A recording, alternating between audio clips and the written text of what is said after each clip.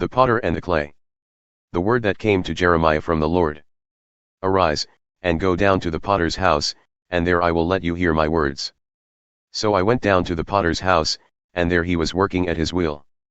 And the vessel he was making of clay was spoiled in the potter's hand, and he reworked it into another vessel, as it seemed good to the potter to do. Then the word of the Lord came to me. O house of Israel, can I not do with you as this potter has done? Declares the Lord. Behold, like the clay in the potter's hand, so are you in my hand, O house of Israel. If at any time I declare concerning a nation or a kingdom, that I will pluck up and break down and destroy it. And if that nation, concerning which I have spoken, turns from its evil, I will relent of the disaster that I intended to do to it. And if at any time I declare concerning a nation or a kingdom that I will build and plant it. And if it does evil in my sight, not listening to my voice, then I will relent of the good that I had intended to do to it. Now, therefore, say to the men of Judah and the inhabitants of Jerusalem, Thus says the Lord, Behold, I am shaping disaster against you and devising a plan against you. Return, every one from his evil way, and amend your ways and your deeds. But they say, That is in vain.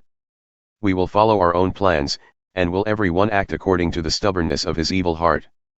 Therefore thus says the Lord, Ask among the nations, who has heard the like of this?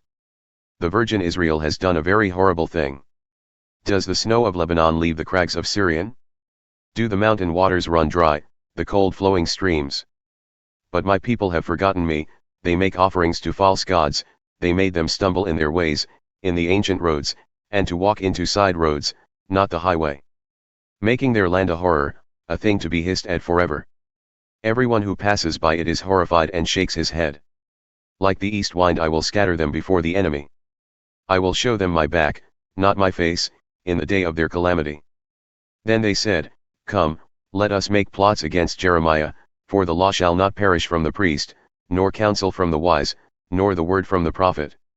Come, let us strike him with the tongue, and let us not pay attention to any of his words. Hear me, O Lord, and listen to the voice of my adversaries. Should good be repaid with evil? Yet they have dug a pit for my life. Remember how I stood before you to speak good for them, to turn away your wrath from them. Therefore deliver up their children to famine, give them over to the power of the sword, let their wives become childless and widowed.